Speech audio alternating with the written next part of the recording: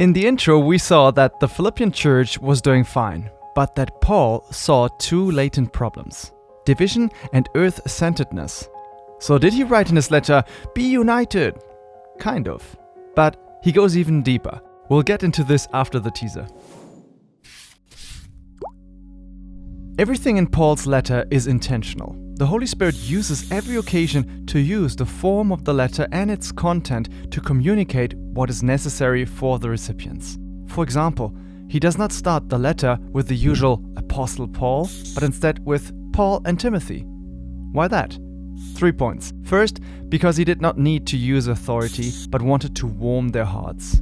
Secondly, since he would be writing about humility, he also wanted to show this in his writing. Thirdly, because he wanted to show unity with another servant, even though he was the main writer.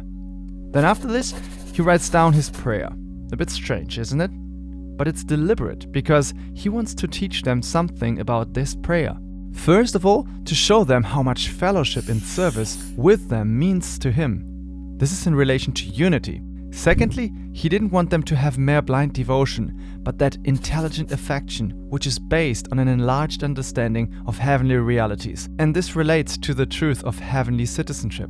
However, when a leader is put into prison, the flock risks to fear for their lives, thus be earth-centered, or to question the doctrine and become divided. Paul encourages them by telling them that instead of stopping the gospel work, his suffering really furthers the spread of the good news. He directs their minds towards Christ and the joy that can be found in being with him.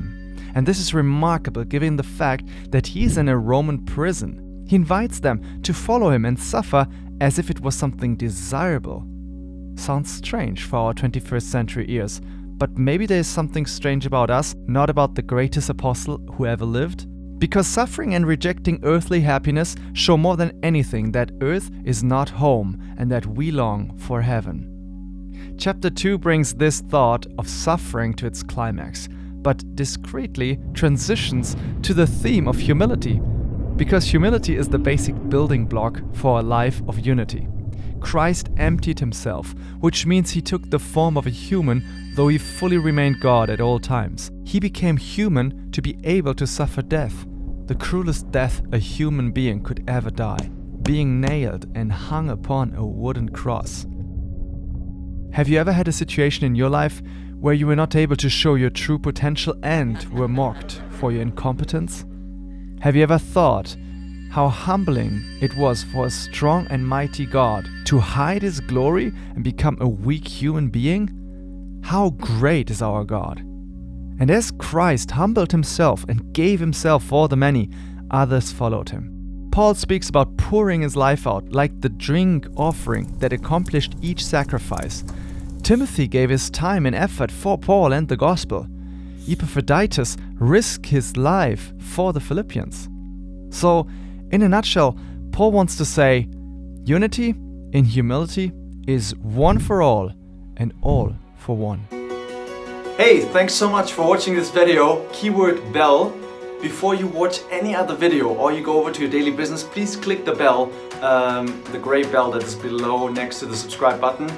Why? Because subscribing isn't worth anything anymore here on YouTube. And if you really want to follow this channel, just click on the bell button.